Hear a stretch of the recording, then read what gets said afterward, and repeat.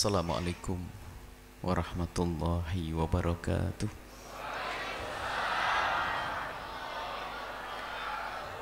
Alhamdulillah alladzi allafa baina qulubil mu'minina fa asbahu bi ni'matihi ikhwana.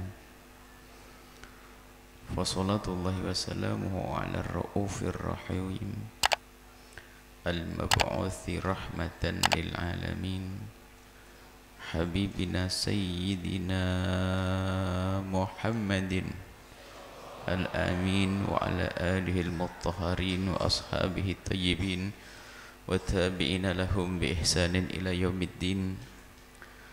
Allahumma ya rabbana alif baina qulubina wahdina ya rabbana subulas salam ij'alna ya rabbana minal mutahabbina fik wa minal mutajalisina fik wa minal mutazawirina fik wa minal mutabadilina fika innaka anta ala kulli syai'in qadir. Allahumma ya rabbana rizukna taubata qabla al-maut wasyahadata 'inda al-maut wal jannata ba'da al-maut, amma ba'd. Yang sangat kami cintai, kami muliakan, dari semua yang hadir pada saat ini atau yang menyaksikan atau mendengar suara ini. Di tempat ini majelis yang pertama. Semoga ada kemudahan untuk kita membuat majelis berikutnya hingga kelak kita mengadakan majelis di surga. Di tengah-tengah kita ada baginda Nabi sallallahu alaihi wasallam. Dan sungguh pertemuan di surga itu dimulai dari saat kita di dunia. Yang bisa bertemu di dunia karena Allah, maka ia akan bertemu di surga Allah subhanahu wa ta'ala. Maka dari itu mari kita serius, sungguh-sungguh dalam mengadakan acara pertemuan ini. Dalam mengadakan acara ini ayo yang serius, niatkan semoga pertemuan kita saat ini adalah muqaddimah kita kelak bertemu di surga. Di tengah-tengah kita ada Rasulullah sallallahu alaihi wasallam. Maka pertemuan ini harus tulus. Maka ada beberapa hal yang harus dipatuhi sebelum kita memulai, untuk bisa menjadikan pertemuan kita ini lestari dan terus berkesinambungan. Syarat yang pertama dan utama ini harus kita hadirkan di hati kita, bahwa pertemuan ini adalah pertemuan karena Allah, yaitu pertemuan orang-orang yang saling mencintai karena Allah. Ini yang pertama. Artinya tidak boleh ada benci di antara kita, tidak boleh ada dengki di antara kita. Ini harus dihadirkan. Kadang orang belajar tapi tidak menata hati terlebih dahulu, maka tidak akan ada ilmu yang didapat. Ilmu dari Allah, bukan dari kami, tidak. Maka siapapun yang datang di majlis dengan kecintaan, maka Allah akan beri ilmu langsung. Tidak ada benci di antara kita. Begitu sebaliknya, biarpun seseorang belajar gurunya Nabi Muhammad sallallahu alaihi wasallam, akan tapi dalam hatinya ada benci dan dengki, maka tidak akan bisa menjadi orang baik, akan tapi menjadi Abu Jahal. Karena apa? Dia tidak menata hatinya waktu duduk dengan Rasulullah. Begitu juga saat ini kita harus kita pastikan tidak ada dengki di antara kita, yang ada hanya cinta. Kita perlu membangun cinta. Ditandai apa cinta itu? Kalau kita saling mencintai, ditandai bahasanya kita rindu bahasanya sahabat kita ini adalah selamat masuk surga tertinggi. Tetangga kita, lihat, masuk surga, ini masuk surga semuanya. Nah, gitu.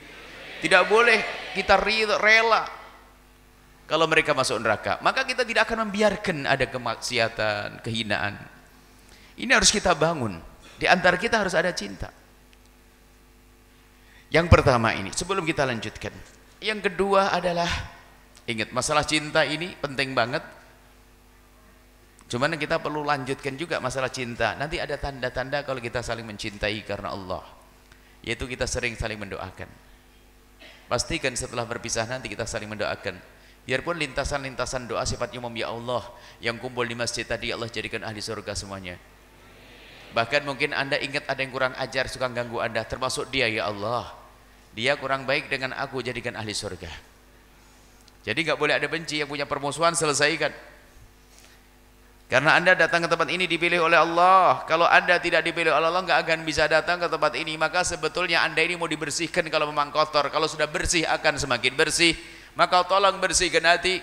Mungkin ada permasalahan tadi, mungkin selama ini kita ribut dengan tetangga dan sebagainya. Hari ini kita akhiri, agar ada ilmu yang datang kepada kita, agar dapat nur cahaya ilmu di hati kita.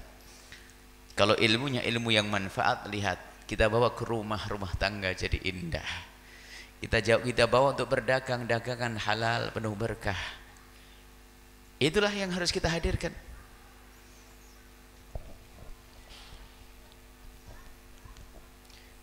Jadi tidak boleh ada benci di antara kita.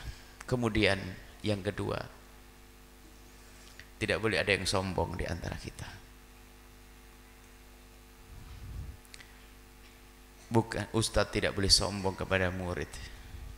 Sebab yang paling masuk surga tidak jaminan ustadznya. Bisa saja seorang ibu-ibu kelihatannya orang biasa, karena ketulusan hatinya mendahului kita masuk surga.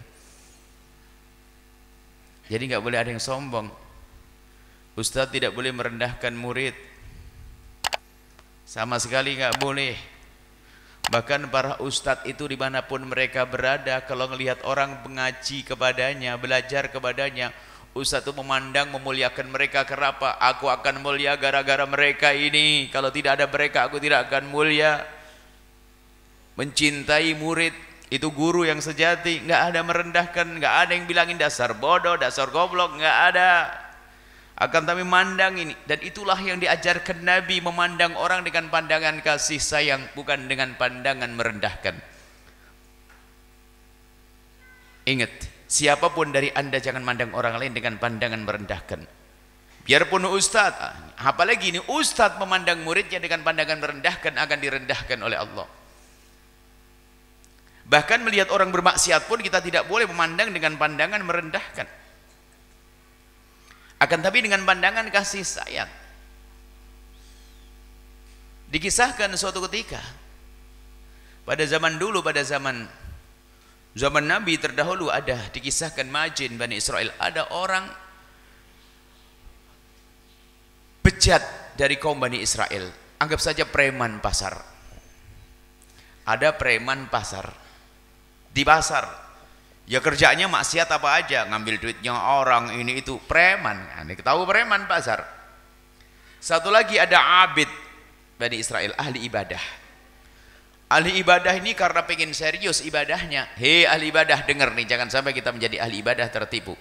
Ahli ibadah di atas bukit, dia nggak pengen diganggu oleh siapa-siapa, maka dia ngungsi, uzlah, ngambil tempat yang suci di atas bukit dan dia beribadah di sana.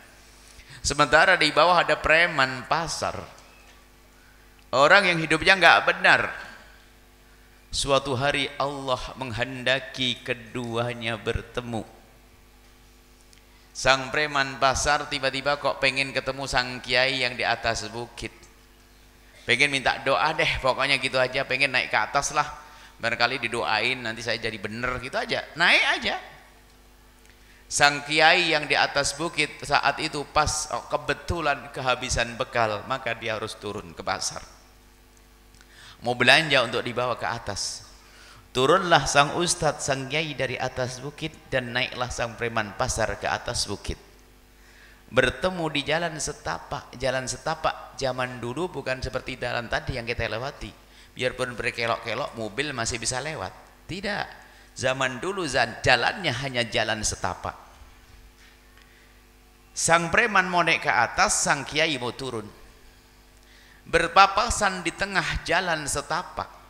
Harus ada yang ngalah, kalau tidak ngalah tabrakan.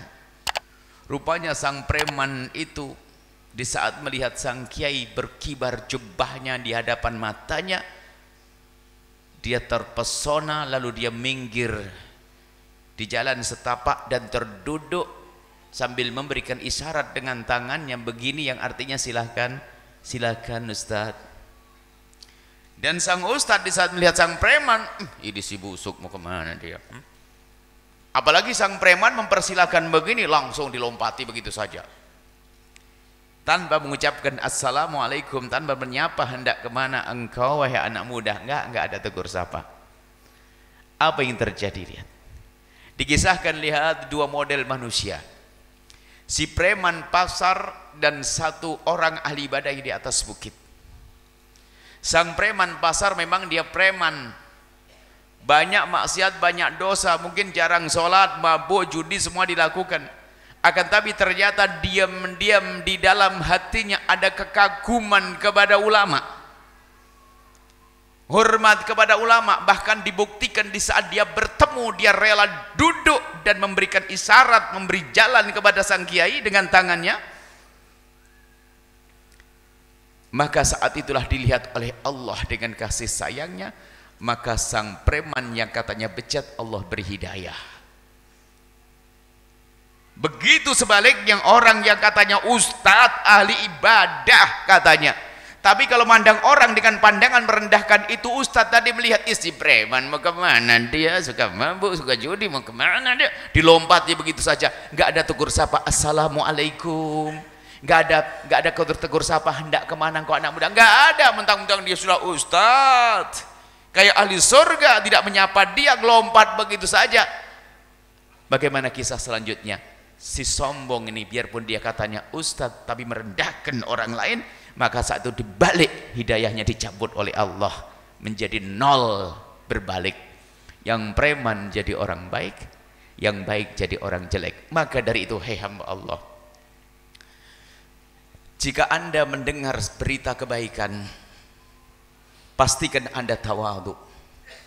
Biarpun Anda belum bisa datang, mohon maaf, mungkin ada tetangga-tetangga kalau ada pengajian begini, biarpun dia belum bisa ngaji, langsung buka halaman rumahnya buat parkir mobil orang ngaji, biar ini dan sebagainya. Lihat, tunggu waktu suatu ketika nanti, biarpun katanya tidak sholat, dia akan dibawa oleh Allah kepada kemuliaan. Mungkin ada preman pasar di kiri kanan ini, tapi kalau sudah ada pengajian, siapa haji? Siap. Lihat, tunggu waktunya nanti. Tidak lama dia akan kembali kepada kemuliaan.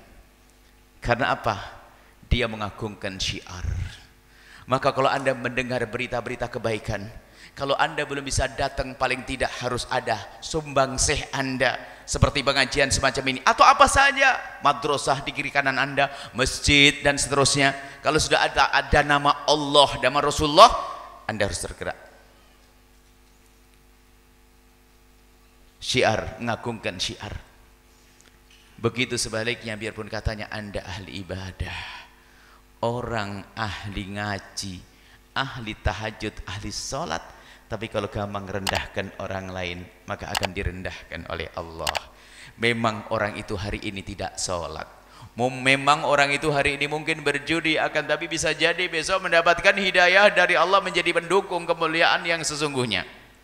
Sayyidina Umar bin Khattab yang saat ini kita sanjung-sanjung luar biasa, orang terhebat setelah baginda Nabi Sayyidina Abu Bakar, Sayyidina Umar bin Khattab. Bagaimana kisah masa lalunya?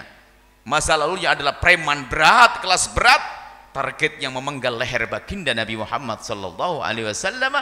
Akan tapi di saat sudah diambil hatinya, sudah mendapatkan hidayah oleh Allah, lihat menjadi pendukung kemuliaan yang sesungguhnya. Maka bersama ini kami ajak semuanya, ayo kita rindu dekat kepada para ulama dan berkasih sayang kepada orang-orang yang ada di kanan kita, yang mungkin ada di antara mereka ada yang tidak sholat, mungkin ada di antara mereka yang berjudi. Tolong jangan direndahkan, jangan dihinakan, akan tapi pastikan Anda setiap malam Anda memohon kepada Allah, mendoakan tetangga yang itu. Gak usah pakai banyak ngomong, pastikan tanda ketulusan Anda tinggal malam, ya Allah, itu tetanggaku sering judi, itu tetanggaku tidak sholat, ya Allah berikan hidayah kepadanya, ampuni dia ya Allah. Anda mulia terlebih dahulu sebelum dia mulia. karena menunjukkan hati anda penuh kasih sayang, dan itulah hati baginda Nabi Muhammad sallallahu alaihi wasallam.